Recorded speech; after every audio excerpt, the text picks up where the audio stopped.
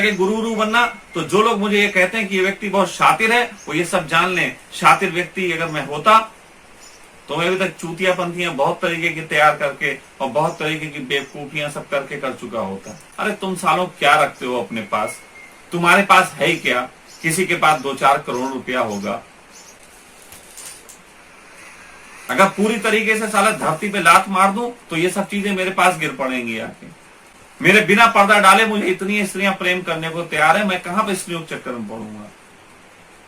मेरे बिना तरीके के मीठा संवाद किए इतने प्यारे बच्चे मेरे पास मौजूद है, मैं क्यों बुद्धत्व की मीठी मीठी बातें करूंगा? मैं मादरचोद बहनचोद करके बात करूंगा?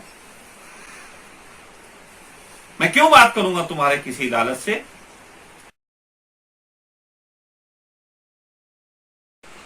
हमेशा की तरह टाइम से पहले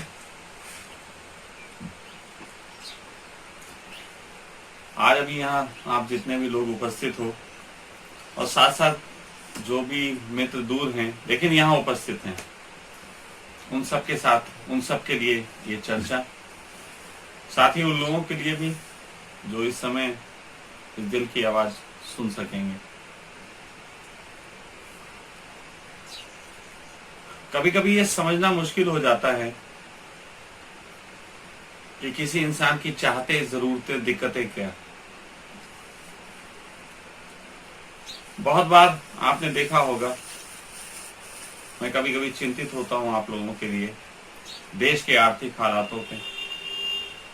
कभी मैं चिंतित होता हूं बैंकों की साजिशों के प्रति, और कभी मैं चिंतित होता हूं आपकी जागरण, आपकी स्वतंत्रता के प्रति। ये सब चीजें इतनी कॉम्बो हैं कि समझना मुश्किल है। लेकिन आप में से क्योंकि बहुत से मित्र पुरुषों के प्रेम में हैं, तो मैं थोड़ा सा याद दिलाना चाहूंगा उनकी कुछ बातें। उनकी कुछ बातें थी जिसमें वो कहा करते थे कि मैं चाहता हूं कि आप लोग देर ना करें, क्योंकि मनुष्यता जिस चेतना के शिखर पे है वहां पे उतने ही बड़े खतरे भी हैं। कोई एक पागल आदमी, कोई एक राजनीतिक व्यापारी आपकी पूरी दुनिया को खतरे में डाल सकता है। और अगर ये शरीर नहीं रहा तो कोई संभावना भी नहीं रही। आप इसको ऐसे भी समझ सकते हैं कि आत्मा का वजूद भी शरीर के बिना नहीं। जिन लोगों को ये लगता हो कि आत्मा का वजूद शरीर के बिना है, वो सिवाय एक बहुत बड़ी मूर्खता के और किसी चीज को उपलब्ध नहीं। यहाँ पे जो भी चर्चा चल रही है, जो भी यहाँ प्रयोग चल रहे हैं, जो भी स्थितियां बनी हैं, वो बहुत मौके की स्थितियां हैं। कहते हैं कि समस्या जहां से शुरू होती है, समाधान भी वहीं पैदा होता है। और एक मोड़ आता है कि जहां पे समस्या विकराल हो जाती है तो समाधान भी अपने पूर्ण वेग के साथ सामने खड़ा होता है। जैसे कि कोई इंसान नदी में कूद पड़े, वो मरने की नीयत से कूदे, तो कहीं ना कहीं अगर उसके अंदर जीवेषणा है, बचने का भाव है, तो वो शरीर नदी में कूदता जरूर है लेकिन जल्दी डूबता नहीं है। और एक ऐसी स्थिति आती है कि नदी में तैरते तैरते ही ये भाव आता है कि नहीं, मुझे बचना है, और उस बचने में उसकी जीवेषणा जो है उसको तैराने का काम शुरू कर देती है। मैं अभी तक बहुत लोगों से कई सालों से योग निद्रा पे बात करता रहा, योग निद्रा के लिए लोगों को अपने पास बुलाता रहा। सच बात तो यह है कि मैं चाहता था, योग निद्रा एक माध्यम है आपको उस स्थिति के लिए तैयार करने को, जिस स्थिति के बाद आप आगे की यात्रा, जिसको आवाहन की बात मैं कहता हूं, वो कर सकें। एक छोटी सी घटना से मैं अपनी बात का आरंभ करना चाहूंगा। वो घटना से आप लोग परिचित हैं, और वो घटना है रामकृष्ण और विवेकानंद के बीच जो घटा। कहते हैं कि विवेकानंद एक बार रामकृष्ण के पास पहुंचे, जब उनका नाम नरेंद्र था। घटना आपने सुनी होगी, फिर भी सुना रहा हूं, क्योंकि जिन मित्रों ने नहीं सुनी है उनको मेरी बात समझने में थोड़ी आसानी हो जाएगी। तो वो पहुंचे विवेकानंद के पास और विवेकानंद के सामने सत्य की बात उठा बैठे, सत्य के लिए आग्रह कर बैठे। और शायद कहीं विवेकानंद उस दिन इतना गहरे पीड़ा में थे, इतनी गहरी आकांक्षा से भरे थे सत्य की प्यास की, कि रामकृष्ण परमहंस के हृदय का द्वार खोल गया। बुद्धत्व सच मानो में कोई घटना नहीं है, ये एक श्रृंखला है जो एक दूसरे से गुजरती है। ये ऐसा ही है जैसे कि एक पावर हाउस से, एक ट्रांसफार्मर से एक छोटी सी बल्ब तक रोशनी पहुंचाने का कार्य हो सके, लेकिन वो तब तक संभव नहीं है जब तक बीच में तार ना हो, जब तक बीच में स्विचेस ना हो। ये मामला दोनों तरफ का है। अगर सब कुछ पड़ा हुआ हो और स्विच ऑन ना हो तो बल्ब जल नहीं सकेगा, और स्विच भी ऑन हो, तार भी पड़ा हुआ, सब कुछ हो और ट्रांसफार्मर अपनी ऊर्जा ना देना चाहे तो भी जलने की कोई संभावना नहीं। तो शिष्य और गुरु इस जगत की सबसे दुर्लभ घटना है। उस वक्त दुर्लभ घटना है जब दोनों के द्वार खुले होते हैं।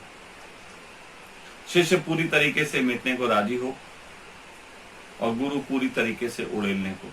बात बन जाती, करने को कुछ भी नहीं, कुछ भी नहीं, कोई ध्यान नहीं, कोई योग नहीं, कोई तप नहीं। योग तप ध्यान किस काम आते हैं, इस पे भी बात करूंगा। तो रामकृष्ण परमहंस का हृदय का द्वार खुला और उन्होंने विवेकानंद की छाती पे पैर रख दिया। माथे पे हाथ नहीं रखा, माथे पे हाथ रखते तब भी बात हो जाती, छाती पे पैर रखो तब भी वही बात हो जाती, थप्पड़ मार देते तो बात हो जाती, कृष्ण की तरह सुदर्शन से गर्दन काट देते तो बात हो जाती, बुद्ध की तरह करुणा बरसा देते तो बात हो जाती, बात हो जाती। बहुत तरीके थे उनमें। छाती पे पैर रखना मत पकड़ लेना, क्योंकि तुम लोग पकड़ने के आदी हो, इसलिए बोल रहा हूं। तो बात सीधी सी है कि जब उनकी छाती पे पैर रखा तो नरेंद्र एक ऊर्जा से भर गए, रोते बिलखते वहां से चले गए, लेकिन आनंद बरस चुका था। हाँ, ये बात अलग है कि कोई भी मनुष्य उन अर्थों में पूर्ण नहीं होता शरीर रहने तक, जब तक शरीर के अंदर पदार्थ के संबंधित कोई भय, पदार्थ के संबंधित कोई लालच, मन की कुछ मकारियां, जब तक ये चीजें रहती हैं तब तक कहीं ना कहीं इंसान इस योग्य नहीं बनता कि गुरु अपने हृदय का द्वार खोले। इसलिए गुरु तमाम तरीके की परीक्षाएं भी लेते हैं, तमाम तरीके की योग जब तब करवाते हैं कि किसी भी तरीके से शुद्धि हो सके। घर छुड़वाते हैं, परिवार छुड़वाते हैं, आपका संसार छीन लेते हैं, आपकी स्वास्थ्य के संबंधित सोच छीन लेते हैं, आपका भय छीन लेते हैं, बहुत तरीके की तैयारी करते हैं। लेकिन एक व्यक्ति अकेला कितनों के साथ ये काम कर सकेगा? कितनों के साथ कर सकेगा? एक रामकृष्ण, एक बुद्ध, एक रामकृष्ण, एक नरेंद्र। न जाने ऐसी कितनी घटनाएं इस जगत में घटी होंगी, लेकिन तुम्हें एक ही बात पता है। तो जब ये घटना घटी, अगले दिन नरेंद्र के अंदर कुछ मक्कारी थी, नरेंद्र के अंदर कुछ मक्कारी थी। उसका पता लगा रामकृष्ण को तब जब वो सागर के घाट जाते थे, तो उसी शहर का एक व्यापारी बहुत सारी मूर्तियां कपड़े में बांधे समुद्र में फेंकने ले जाता था। रामकृष्ण ने उससे पूछा कि तुम कहां जा रहे हो? उसने कहा इन सारी मूर्तियों को तिरोहित करने। तो उसने कहा तू तो बड़ा पुजारी है, तू ऐसा कैसे विचार रखे? तो उसने कहा मुझे पता नहीं, लेकिन विवेकानंद ने मुझसे कहा, नरेंद्र ने मुझसे कहा कि इनको फेंक दे, और मैं समझ नहीं पाया, बस अब फेंकने जा रहा हूं। रामकृष्ण को समझ में आ गया कि विवेकानंद जिस स्थिति में है वहां पे द्वार तो खुला, करंट तो मिला, प्रकाश तो हुआ, लेकिन ये प्रकाश चारों तरफ फैलने की बजाय एक सीधी रेखा में चलने लगा। सोचो वो दिया कैसा हो जिसका प्रकाश चारों तरफ ना फैल के किसी एक खास दिशा में चल रहा हो। कभी कभी ऐसा हो जाता है, अगर आंखों पे मन के पर्दे डाल लिए जाएं, चारों तरफ से आंखों को बांध लिया जाए, जैसे घोड़े के लगा दिए जाते हैं ऐसे करके, अगर इस तरीके की चीज कर दी जाए तो इंसान को सिर्फ मैं मेरा मेरा दिखाई देता है। और फिर उस स्थिति में ऐसा होता है कि इंसान अपने अहंकार के वशीभूत होके, अपने मन के वशीभूत होके उस ऊर्जा का भी गलत इस्तेमाल करता है जो कि सिर्फ उनको मिलती है जो अपने मन को गिरा सकें। लेकिन भूलें सदा सभी से होती हैं, शिष्यों से ही नहीं होती, गुरुओं से भी होती। रामकृष्ण की भी गलती है, द्वार क्यों खोल दिया, क्यों हृदय खोल दिया उस व्यक्ति के लिए जो भी पूरे तरीके से तैयार नहीं था। लेकिन सच बात तो यह है कि जगत में लोग समझते हों कि जो बुद्ध हो गए हों वो बहुत चालाक हैं। बात तो यह है कि जगत में बुद्ध को धोखा देना जितना आसान है उतना धोखा देना किसी को भी आसान नहीं। लेकिन बाद में रामकृष्ण को दिल पे पत्थर रखते हुए विवेकानंद से वो चीज वापस लेनी पड़ी, बहुत तकलीफ के साथ। उस तकलीफ का भी कोई शायद समझ सके, बहुत मुश्किल है। ऐसी स्थितियां मेरे जीवन में 5 बार घटी।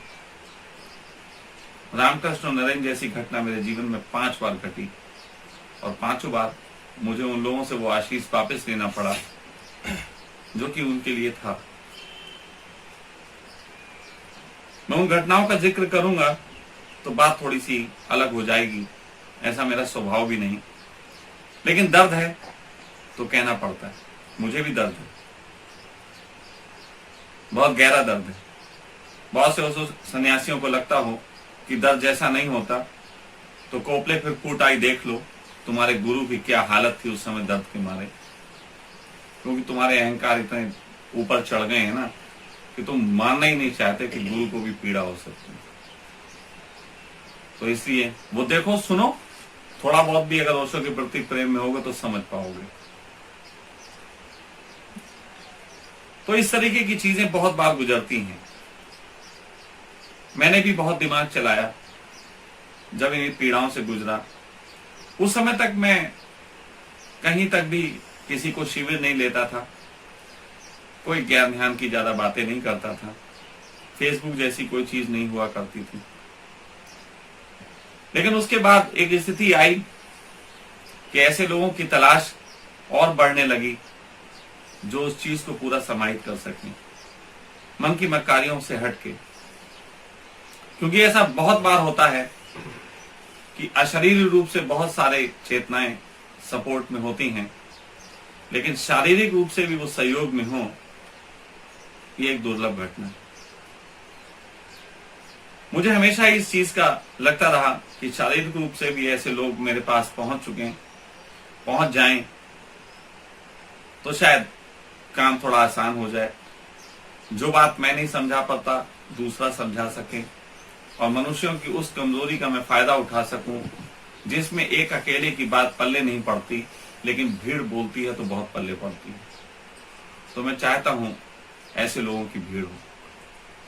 ये उन मनुष्यों के प्रति मेरी करुणा है जो मनुष्य भीड़ का ही संबोधन समझते हैं, अकेले का नहीं। लेकिन आप जरा सोचो कि जिस तरीके के शिष्यों की बात करते हैं, सभी गुरु करते हैं, समर्पित, मन से मुक्त, लोभ भय से मुक्त, मन की मक्कारियों से मुक्त, आखिर ऐसे लोग गुरुओं तक पहुंचते क्यों नहीं? कभी सोचा? समर्पित क्यों नहीं होते? समर्पण में बाधा कहां पे है? आपको लगेगा ध्यान कम कर रहे हैं इसलिए समर्पित नहीं है। बकवास बात। ध्यान बहुत करने वाले भी समर्पित नहीं। उनका समर्पण सिर्फ उतना ही है कि उनको फायदा हो जाए थोड़ा बहुत ध्यान का, और इसीलिए वाह वाह करते रहते हैं। किसी का सर दर्द ठीक हो जाता वाह वाह करता है, किसी का पेट दर्द ठीक वाह वाह करता है,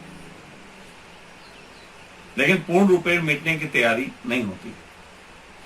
उसका सबसे बड़ा कारण है दुनिया के सभी गुरुओं द्वारा बनाई गई एक परिभाषा। गुरु ऐसा होता है, गुरु वैसा होता है, गुरु शराब नहीं पीता, गुरु सेक्स नहीं करता, गुरु मांस नहीं खाता, गुरु हिंसा नहीं करता, गुरु शस्त्र नहीं उठाता। गुरु तो ऐसा है जैसे गुरु घंटाल चूतिया, लेकिन ऐसा होता नहीं। ये परिभाषाएं एक तरफ बनाई जाती हैं इसलिए कि शायद तुम सोच सको कि एक दूसरा जगत भी है, लेकिन तुम्हारे साथ होता उल्टा ही है।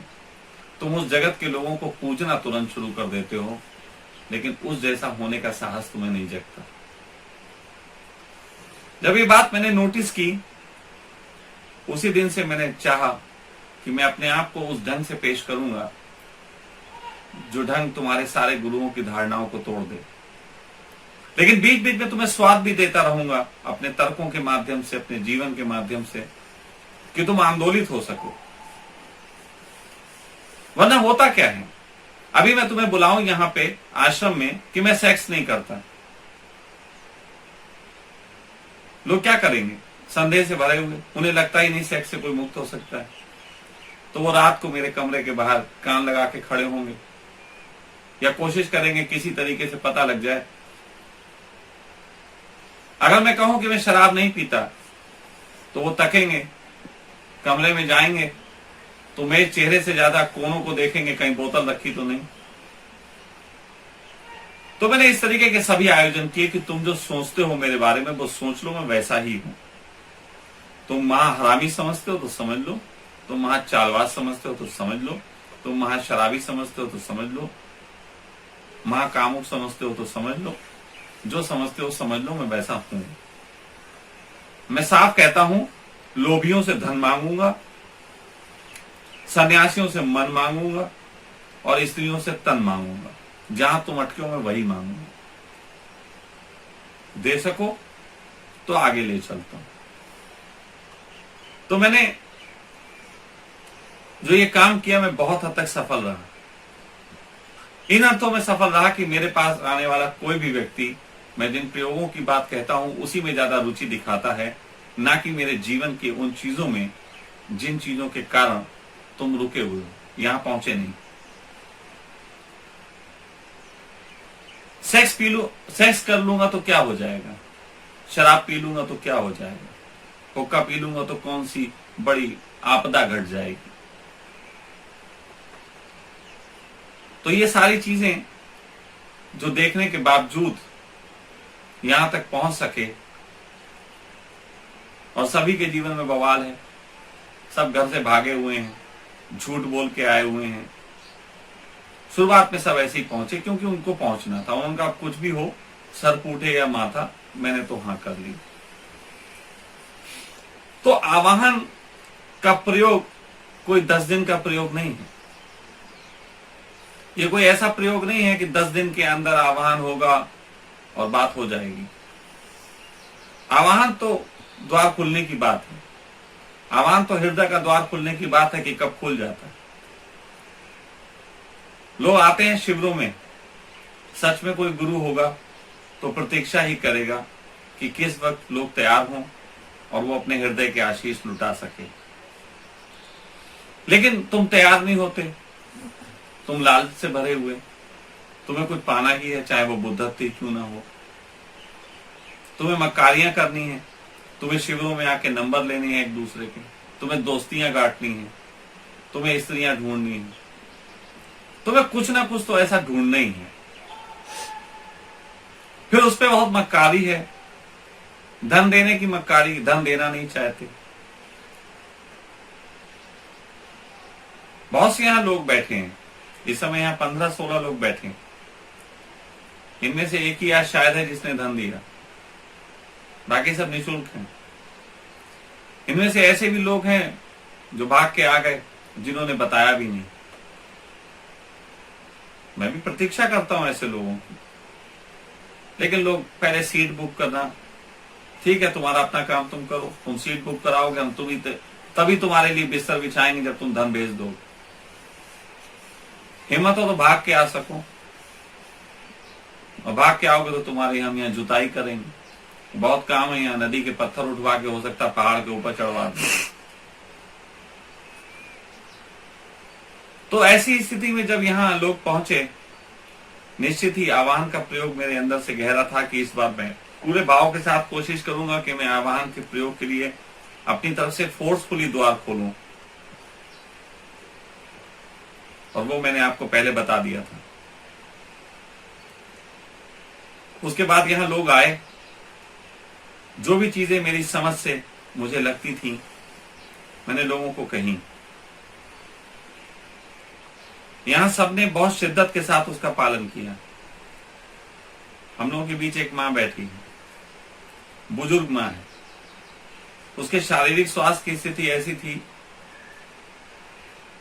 कि इस शिविर के बाद ही उसका ऑपरेशन होना था। डॉक्टरों ने 10 लाख के आसपास का खर्चा बताया था। उसका पुत्र खर्चा करने को भी राजी था। जब मां आई थी तो मुझे लगा लालच से भरी हुई। जब मां आई थी तो लगा था कि ये तो आ गई, ठीक है, उन्हें अपने तरीके के कुछ लालच होंगे। लेकिन मैंने देखा कि लालच से बड़ी उनकी श्रद्धा थी।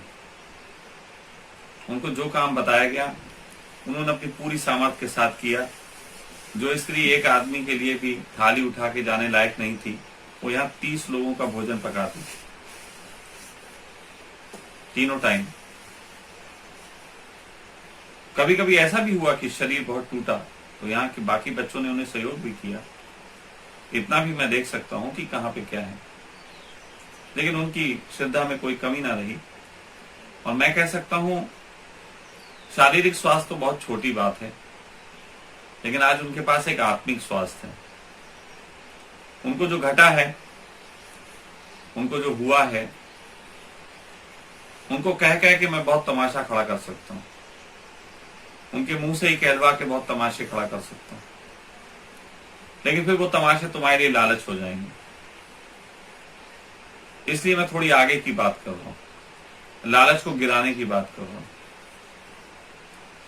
आवाहन के प्रयोग यहां सतत जारी है।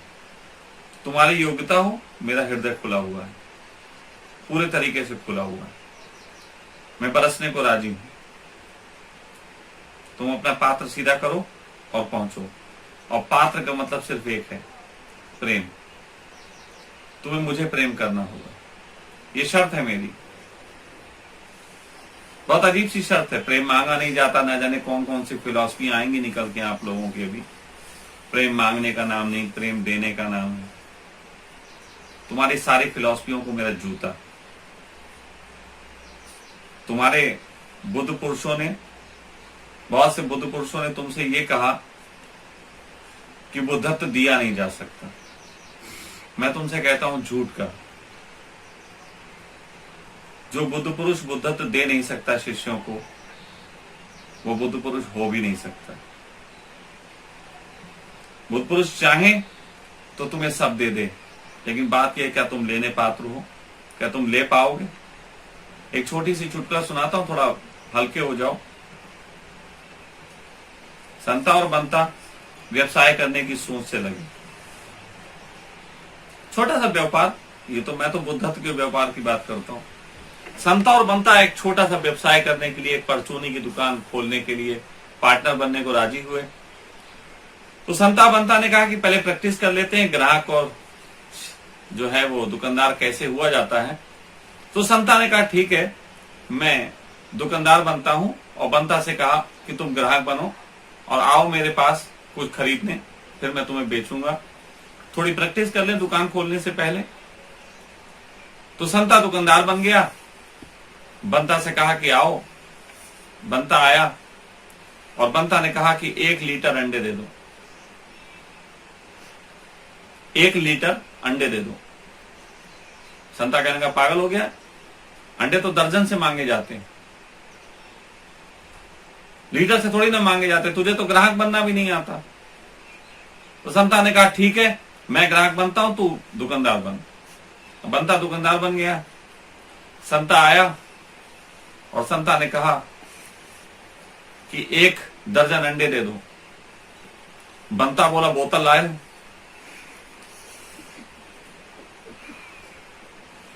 एक दुकानदारी में भी अगर तुम्हें अंडे चाहिए हो तो बोतल में नहीं लिए जा सकते। बुद्धत्व तुम अपनी सारी मक्कारियों के साथ लेना चाहते हो, नहीं मिलता, दिया नहीं जा सकता, नहीं दिया जा सकता। इन अर्थों में कोई भी बुद्ध पुरुष तुम्हें इन अर्थों में नहीं दे सकता कि तुम्हारी तरफ की पात्रता तुम्हें निर्मित करनी होगी।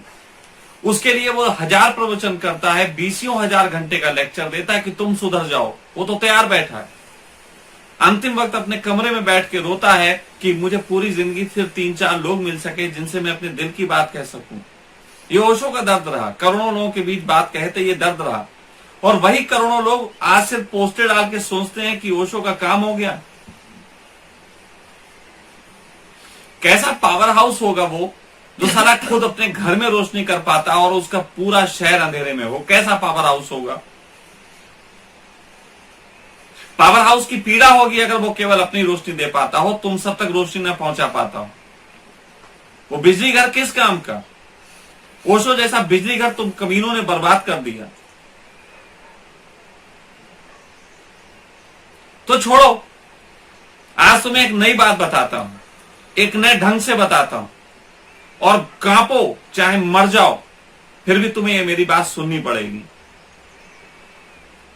मैं 3 साल से चिल्ला रहा था कि बैंकों की स्थितियां खराब हैं, तुमने नहीं मानी। आज हो रहा है। और तुम क्या समझते हो, एक एक बैंक बंद हो रहा, तुम सोचते हो अच्छा है हमने ICICI में रखा, अच्छा है मैंने फला बैंक में रखा। बेटा ये तुम्हारी आदतें डाल रहे हैं कि तुम धीरे धीरे स्वीकार करो। पहले 50,000 लोग स्वीकार करेंगे कि एक बैंक बंद हो गया, फिर 50,000 की आदत पड़ जाएगी, 50,000 पे बाकी लोग हंसेंगे तुम तो गलत थे।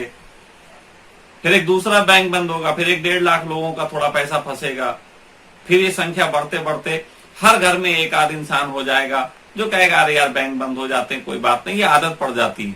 फिर एक दिन सारे बैंक बंद हो जाएंगे। ये तुम्हें आदत दी जा रही, चस्के दिए जा रहे हैं और तुम ये आदतों के शिकार हो, बहुत पुराने शिकार हो।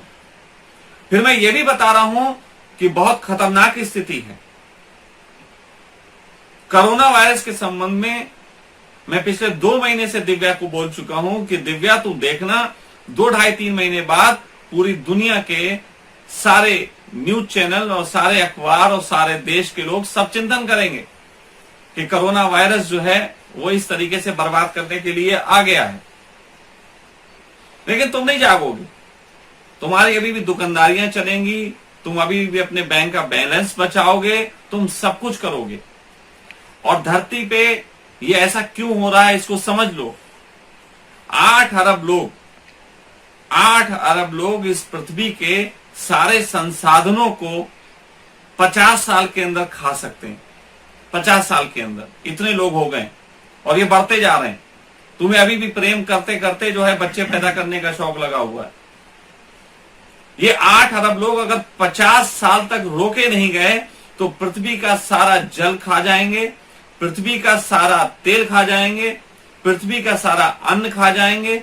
ये इतनी पोल्यूशन फैला देंगे, ये इतने पेड़ काट देंगे कि यहां पे वो लोग जो थोड़े से लोग ये समझते हैं कि ये बर्बादी चल रही है वो भी नष्ट हो जाएंगे। तो अब उन लोगों ने एक दूसरा प्लान किया, वो तुम्हें बता देता हूं, वही है। मानो ना मानो, तुम मेरी बात को आज मजाक समझ सकते हो, तुम मेरी बात को आज बिल्कुल व्यर्थ समझ सकते हो, लेकिन मैं तुमसे बहुत दूसरी बात कहने के लिए यहां बैठा हूं। मैं तुमसे कहने यहां बैठा हूं कि कोई बड़ी बात नहीं है कि पृथ्वी की 99% आबादी इस कोरोना वायरस से मारी जाए, और ये जल्दी नहीं होगा। ये 7-8 साल लग सकते हैं इसमें, धीरे धीरे 7-8 साल लग सकते हैं। तुम सोचोगे वैक्सीन खोज ली जाएगी, ये सब हो जाएगा। हमारे बैठे हैं पापा लोग, तुम्हें तो बदतमीजियां करनी है, पापा लोगों को काम करना है, वो बैठे हैं लैब में बनाएंगे और तुम्हारा एक इंजेक्शन ठोक देंगे, तुम ठीक हो जाओगे। अभी तक तो ऐसे ही होता आया, सार्स आया और सब आए और तुमने ये मामला कर लिया।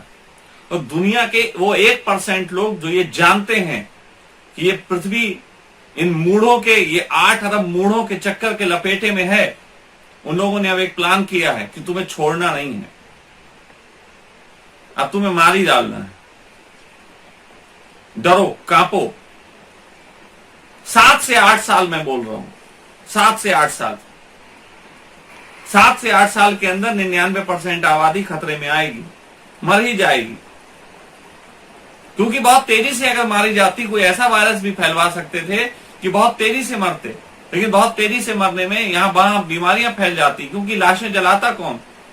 तो पहले बेटा लाशें जलाओ, अपने रिश्तेदारों की जलाओगे तुम, उसके बाद अपने दोस्तों की जलाओगे, फिर तुम्हारे दोस्त जलाएंगे। धीरे धीरे ये एनवायरमेंट की सफाई भी तुम्ही को करानी पड़ेगी। मतलब लाशें ही जो गिरने वाली हैं, वो गिर चुकी लाशों की सफाई का काम भी करेंगी, तभी तो ये पृथ्वी उनके रहने योग्य बचेगी। और सोचो ऐसा हो गया कि 99% लोग मर गए, तो 1% कौन बचेंगे? 1% या तो बचेंगे वो जो बिल्कुल इस प्लान को कर रहे हैं, जो 5, 7, 10, 20, 50 लोग बैठे इस कमरे में प्लान कर रहे हैं, जो और कमरों में जिन्होंने बैठ के वायरस का प्लान किया है, वो बचेंगे। या फिर बचेंगे वो लोग जिनकी इम्यूनिटी बहुत अच्छी है, जो किसी भी तरीके के भय से ग्रस्त नहीं, जो किसी भी तरीके के लोभ से ग्रस्त नहीं, जिनको किसी भी तरीके से इम्यूनिटी बढ़ाने का भी जो है वो चाहत नहीं। मैं डंके की चोट पे कहता हूं, और ये बात बड़ी मूर्खतापूर्ण लगेगी, बहुत लोग कमेंट्स करेंगे इस पे।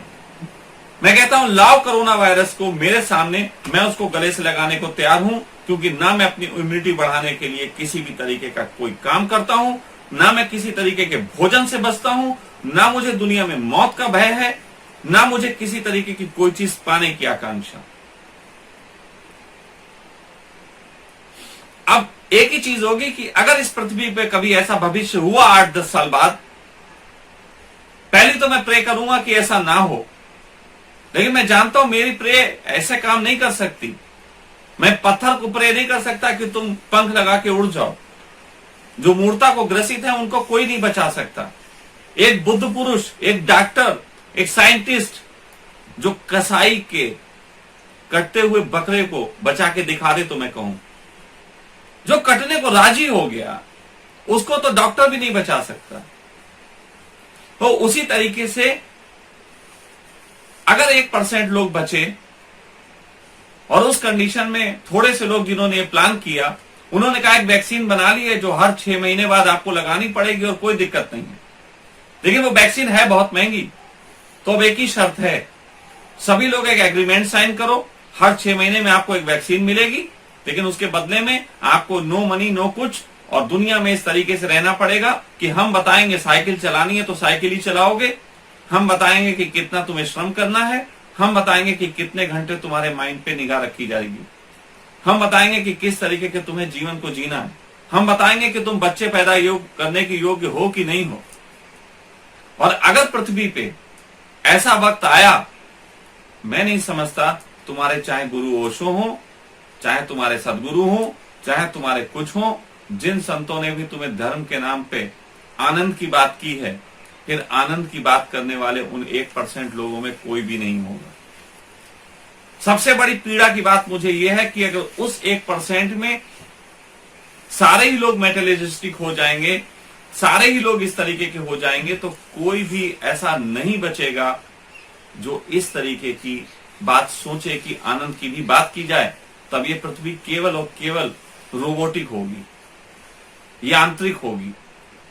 यहां पे बुद्धत्व जैसी कोई संभावना नहीं बचेगी। ओशो ने भी कहा था जल्दी करो, देर ना करो।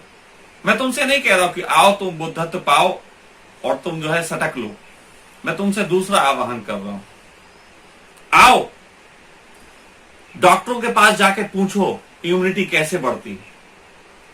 इम्यूनिटी बढ़ने का खेल क्या है? एक ही व्यक्ति की इम्यूनिटी सर्वोत्तम हो सकती है जो व्यक्ति किसी भी तरीके से भय से ग्रसित ना हो। तुम मुझे देखो, हुक्का गले से लगाता हूं, जिसे पीने से तुम घबरा जाओगे, मैं दिन भर पी सकता हूं और तुमसे ज्यादा स्वस्थ हूं। मेरा माइंड, मेरी कॉन्शियस, मेरी बॉडी बहुत एक दूसरे के साथ जुड़ी हुई है। मुझे अपने दिमाग को कि मेरे शरीर में ये रोग है बताने के लिए गोलियां नहीं देनी पड़ती, बल्कि मेरा शरीर 98% उन रोगों को जिनको मुझे गोली दे के शरीर को बताना पड़ता उनको स्वतः समाप्त कर देता है। मुझ तक तो कोई खबर भी नहीं पहुंचती। 6 फुट हाइट है, 72 किलो मेरा वजन है, बिना एक्सरसाइज के, बिना योगा के। मैं तुमको एक अलग ढंग से एक आह्वान देता हूं यहां पे।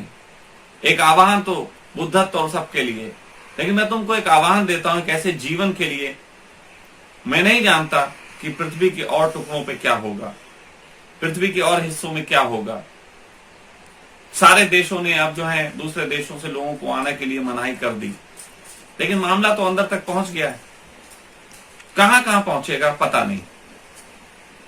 अभी यहां पे राष्ट्रपति आए थे अमेरिका के, आपने सुना होगा उनको कुछ ऐसी बीमारी थी कि वो हर थोड़ी देर बाद अपना हाथ धोया करते थे।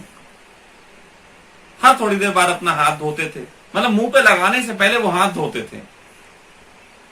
और यही तो तुम्हें डिफेंस बताया जा रहा है कि कोरोना वायरस से बचने का एक ही तरीका है कि बार बार अपने हाथ धो, अपने मुंह पे हाथ लगाने से पहले हाथ धो लो।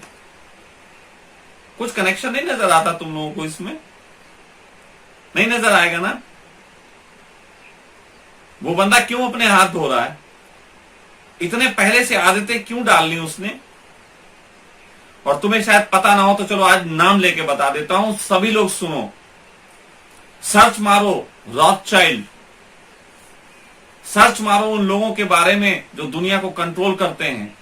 सर्च मारो, खोजो उन लोगों को कि कौन है विश्व बैंक के मालिक जो पूरी दुनिया को कर्जे में देके और 100 लाख करोड़ से ज्यादा प्रति वर्ष देशों से वसूल करते हैं। सोचो कौन है वो लोग, उनके बारे में खोज करो, थोड़ा जानो। अभी वक्त है, अभी इंटरनेट चल रहा, कुछ दिनों बाद नहीं चलेगा, वो माइंड में सेट कर दिया जाएगा, पूरा कंट्रोल्ड होगा क्या तुम सर्च मार सकते हो क्या नहीं। और ये भी सर्च मारना कि तुम्हारे इस राष्ट्रपति की बेटी उसी घर के एक बच्चे से ब्याही है। ये राष्ट्रपति की बेटी और उसका दामाद दोनों ही उसके जो है सलाहकार हैं। कुछ बहुत पहले से पक रहा है, तुम्हें नहीं दिखाई पड़ता क्योंकि तुम तो अपनी हांडी ही पूरी तरीके से नहीं देख पाते। चावल भी देखने को पक गए तो 3 बार तुम्हें उतारना पड़ता है। मुझे दिखता है क्योंकि मुझे चावल देखने की तरफ बहुत ध्यान नहीं है। चावल तो मैं कच्चा भी खा सकता हूं, चावल पके नहीं पके इसका मेरा ध्यान नहीं है। मन की जरूरतें पूरी हुई नहीं हुई इसका मुझे ध्यान नहीं, मुझे ध्यान किन्हीं और चीजों का। तो इसलिए मैं देख पाता हूं इन चीजों को, ज्यादा पढ़ा लिखा नहीं होने के बावजूद भी। मैं दुनिया के किसी भी आदमी से इस पे तर्क करने को तैयार हूं, आमने सामने। खाली कमेंट्स मत करना, कमेंट्स पे बकवासों के जवाब नहीं दे पाऊंगा। अगर तुम्हें लगता है इस पे कोई झंझट है, मेरे पास आओ, बात करते हैं। आओ बैठो मेरे सामने आके।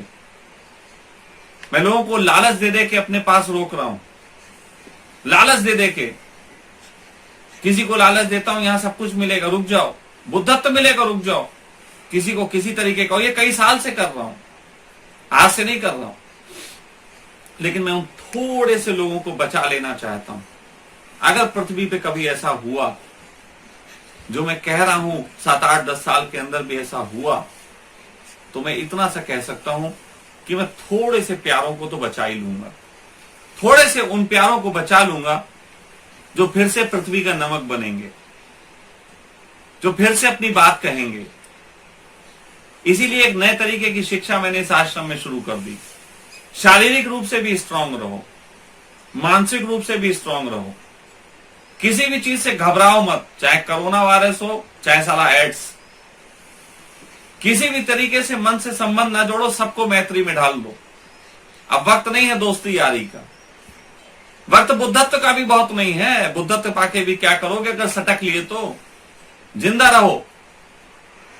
तो शारीरिक श्रम भी सिखा रहा हूं कि ऐसा भी वक्त आ गया कि कुछ नहीं हुआ तो हम इस योग्य होंगे कि पत्ते खा सकते हैं। हम इस योग्य होंगे जो अपने आप खेती बाड़ी भी कर लेंगे थोड़ा सा निकल के, शरीर की जरूरतों के लिए। ऐसी स्त्रियों को आह्वान देता हूं जो अगर ये पूरी पृथ्वी खतरे में पड़ी तो ये छोटा सा आश्रम, तो बोलना इसलिए गलत है, या आश्रम तुम्हारी परिभाषाओं को झंझट देता है। ये सखा, जहां तुम भी सखा मैं भी सखा, ये छोटी सी जगह ऐसी बची रह जाए कि फिर से हम एक दुनिया की शुरुआत कर सकें। तो जिस तरीके से मनुष्यता वैज्ञानिक स्पर्म्स बचाने के लिए, मनुष्य जाति को जीवित रखने के लिए, उनके स्पर्म्स की रक्षा के लिए दूसरे ग्रहों की खोज करते हैं, उसी प्रकार मैं आध्यात्मिक वैज्ञानिक थोड़े से उन लोगों को इस पृथ्वी पे बचाए रखना चाहता हूं जो किसी भी तरीके से वो बीज ना खोदें जो मनुष्यता का प्रथम लक्षण है, जो परमात्मा की सबसे बड़ी मांग है। परमात्मा की मांग पदार्थ नहीं है, वो तो पदार्थ के पीछे है। आज जब बिजली कड़कती है, मैं पिछले 4-5 दिन से महसूस कर रहा हूं, यहां जब पानी बरस रहा है और बिजली कड़क रही है, मुझे उसमें नेचर की खुशहाली नहीं दिखाई देती, मुझे उसमें नेचर की पीड़ा दिखाई देती। ऐसा लगता है कि ऊर्जा का सबसे पीछे का हिस्सा सबसे आगे के हिस्से को देख के बहुत व्यथित है, बहुत दुखी है, बहुत बड़ी कुछ झंझट हो गई। पूरी पृथ्वी से इस समय लगभग ठंड भागने लग जाती, लेकिन ठंड बची हुई है, क्योंकि कुछ इतनी बड़ी रिसर्च है जो तुमसे आज तक छुपाई गई। उन रिसर्चों के तहत पूरी पृथ्वी को ठंडा भी रखा जा सकता है, जिसमें वायरस और एक्टिव रहेगा। तुम गर्मी का करते रहो इंतजार। कुछ थोड़े से लोगों ने अपने लैब में खोज दिया होगा कि गर्मी में थोड़ा ज्यादा कंट्रोल हो जाएगा, उन्होंने कहा हम गर्मी नहीं आने देंगे। मैं ये नहीं कह रहा हूं कि गर्मी आएगी नहीं, आएगी, क्योंकि इतने लंबे समय तक फ्रीजर बनाने को पूरी पृथ्वी के लिए जो ऊर्जा लगती है वो इतनी मात्रा में नहीं है। अभी मैं जानता हूं कि पूरी पृथ्वी को फ्रीजर बनाया जा सके, लेकिन फिर भी जितना बढ़ाया जा सके, वायरस जितना फैले, ये भी तो काम है। जिस प्रकार हम अपने विचार को फैलाने के लिए प्रयास करते हैं, जिन लोगों ने इस तरीके के काम किए हैं, वो अपने वायरस को फैलाने के लिए सपोर्ट भी तो करेंगे, वो ग्राउंड भी तो देंगे। तो मैं यहां उसको जोड़ रहा हूं, मैं तुम्हें यहां धार्मिक निमंत्रण दे रहा हूं इन अर्थों में कि वक्त आ गया है उस चीज के लिए कि शारीरिक रूप से बढ़ने के लिए तुम अपने स्पर्म्सों को बचाओ या ना बचाओ, लेकिन थोड़े से उस आनंद को भी बचाओ जो अगर मनुष्यों का शरीर रहा तो उसमें दिया जा सके। नहीं तो कैसी रोबोटिक दुनिया होगी। मेरा तो अपना युद्ध है, मैं लड़ता हूं सदा से, मुझे जहां गलत बात लगती है लड़ता हूं, प्रयास करता हूं, काम करता हूं। हो सकता है मैं पागल नजर आता हूं। 3 साल पहले जब बैंकों को बोल रहा था पागल नजर आ रहा था, आज मुझे लोग फोन करते हैं आप ठीक थे, आपकी बात सही थी, सही सिद्ध हो रही है। 5 साल पहले जब मैं कहता था कि ये मोदी आया है, ये गेम का हिस्सा है और ये बहुत बड़े गेम का हिस्सा है, मानते नहीं थे। आज लग रहा है, आज तुम्हें पता चल रहा है कितने अच्छे दिन आ गए। तुम नहीं मानना, तुम अभी भी मत मानना, तुम अपनी भक्ति पे जारी रहना, गालियां लिखना, जरूर लिखना, और तुम कमीनों मुझको तुम ही प्रचारित करोगे, तुम ही इस वीडियो को दुनिया तक पहुंचाओगे। सालों मैं तुम्हें गालियां दे रहा हूं, मादर चोदों, मैं इन शब्दों में बोलूंगा अब तुमसे। तुम समझने की कोशिश ही नहीं कर रहे मैं तुम्हारे लिए करना क्या चाहता। अरे छोड़ो मेरा नाम, हम मत लिखो कहीं सन्यासी, आई लव यू मादर चोद लिख दो यार, तू क्या जानता है, मैं उसमें भी स्वीकार कर लूंगा।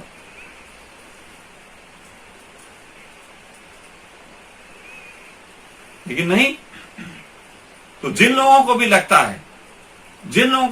है कि मैं उनकी आध्यात्मिक ग्रोथ के साथ साथ उनकी शारीरिक मजबूती, उनकी मानसिक मजबूती, उनको इस योग्य बनाने के लिए यहां बैठा हूं कि जो केवल बाहर ही ना लड़े, अंदर ही ना लड़े, बल्कि इसके कॉम्बो के साथ साथ उस सोच से लड़े जो सोच पूरी मनुष्य जाति के लिए खतरा है, और उस मनुष्य जाति के लिए जो चेतना की उस ऊंचाई पे आकर बैठी है जहां पे आनंद का फूल खिलता है।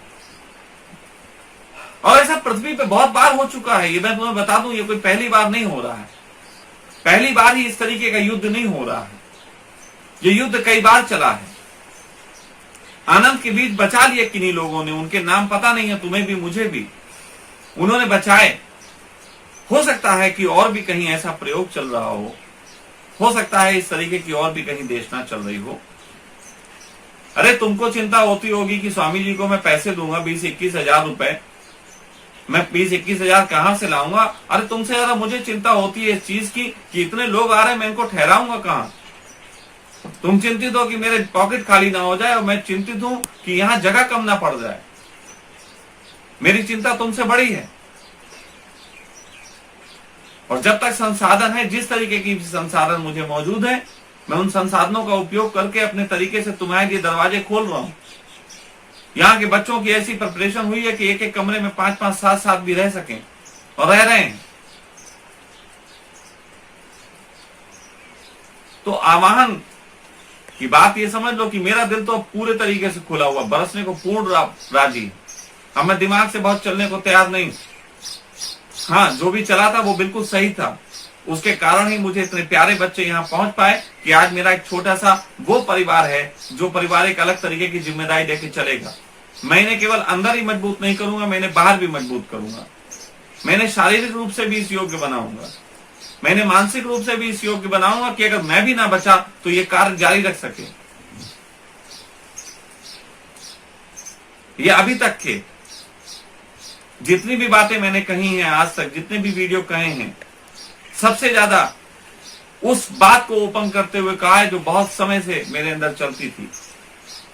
इसको कॉम्बो फिट नहीं कर पा रहा था, इसीलिए कभी उस पे बोलता था, कभी बैंक पे, कभी राजनीति पे, कभी पता नहीं क्या क्या बोलता था। कॉम्बो सेट हो जाए, आप लोगों का माइंड में वो तैयारियां हों। और यहाँ जितने लोग बैठे हैं वो लगभग मेरी सभी बातों से परिचित हैं। उन सारे कॉम्बो को कहीं ना कहीं उन्होंने देखा है, समझा है। उस कॉम्बो के साथ काम करने का वक्त है। बहुत छोटी सी बात है बुद्धत्व की वो घटना जिसको लेके तुम मर जाते हो, और बहुत बड़ी बात है वो घटना जिसे लेके तुम जीवित रहते हो और उस अंश को लेके, आनंद को लेके आगे बढ़ते हो। वो पुत्र किसी काम का नहीं जो पिता के बीज को आगे बढ़ा के एक पुत्र न पैदा करता हो। मैं पुत्र का मतलब है एक आगे बीज बढ़ाने से। और वो आनंद भी किसी काम का नहीं जो उसको विस्तार न देता हो। तो मैं तुमको यहां छोटी मोटी चीज के लिए आमंत्रित नहीं कर रहा। तुम्हें लगे गुरु बनना, तो जो लोग मुझे ये कहते हैं कि ये व्यक्ति बहुत शातिर है, वो ये सब जान लें। शातिर व्यक्ति अगर मैं होता तो मैं अभी तक चूतिया पंथियां बहुत तरीके की तैयार करके और बहुत तरीके की बेवकूफियां सब करके कर चुका होता। लेकिन मैं बिल्कुल क्रांतिकारी, बिल्कुल शुद्धतम तरीके से, बिना किसी लाग लपेट से वो बात कह रहा हूं जिसको कह देने से ना मेरी फटती है और जिसे कह देने से ना मुझे किसी तरीके का तुमसे लालच है। अरे तुम सालों क्या रखते हो अपने पास? तुम्हारे पास है ही क्या? किसी के पास 2-4 करोड़ रुपया होगा, किसी के पास ज्यादा से ज्यादा कुछ बातें होंगी, किसी के पास थोड़ा थोड़ा सुंदर शरीर होगा। अरे सब सारी 2 कौड़ी की चीजें हैं मेरे लिए। अगर पूरी तरीके से साला धरती पे लात मार दूं तो ये सब चीजें मेरे पास गिर पड़ेंगी आके। मेरे बिना पर्दा डाले मुझे इतनी स्त्रियां प्रेम करने को तैयार है, मैं कहां पे स्त्रियों के चक्कर में पड़ूंगा? मेरे बिना तरीके के मीठा संवाद किए इतने प्यारे बच्चे मेरे पास मौजूद है। मैं क्यों बुद्धत्व की मीठी मीठी बातें करूंगा? मैं मादरचोद बहनचोद करके बात करूंगा? मैं क्यों बात करूंगा तुम्हारे किसी लालच से? मुझे कोई किसी तरीके का लालच नहीं है। जो आदमी जीवित रहने की कला के लिए पेड़ों के पत्ते का सेवन करना जानता हो, उसे तुम जैसे आदमियों की कोई जरूरत नहीं है। हाँ, तुम्हें मेरी जरूरत हो तो तुम आओ। हाँ, उन अर्थों में मुझे तुम्हारी जरूरत है जो थोड़े से लोग इस अभियान के लिए बढ़ने को राजी हैं। वरना बैठे रहो घरों में। मुझे 21,000 रुपए देने, 51,000 देने और 1 लाख देने से बचना। अभी कोरोना वायरस तुम्हारे घर में आ रहा, देखे भोसड़ी के कितना बचाओगे तुम। देखेंगे तुम्हारी मां को चुदेगी तो देखना। बचाओ धन, लगाओ संपत्ति का ढेर, डालो बैंकों में पैसा, साला कहीं नहीं बचने वाला। करा देंगे तुम्हारा अभी पूरे तरीके से इन्वेस्टमेंट। ये लोग तुम्हारे, कोई सोने में इन्वेस्ट करेगा, कोई जमीनों में इन्वेस्ट करेगा। अरे सालों, जब कोई होगा ही नहीं तो बहनचोद तुम्हारी प्रॉपर्टियां खरीदेगा कौन? अरे माँ के लौड़ो, जब भोसड़ी का कोई गहने नहीं पहनने वाले बचेंगे तो सोने के रेट क्या 40,000 रह जाएंगे? साले फिर 0 पे आ जाएंगे। मैं गालियां देकर तुमसे बात करता हूं। इस गाली में भी जिसे मेरा प्रेम नजर आए वो सवाए, वरना मां को चुदाए। ये वीडियो यहीं पे मैं बंद करता हूं। जो इतनी गालियों के बाद भी भोसड़ी का निकलने को तैयार है, वो मादरचोद मेरे पास आएगा। उससे कम में कोई भी यहां आया तो भोसड़ी के डंडे मार मार के भगाऊंगा। बंद करो।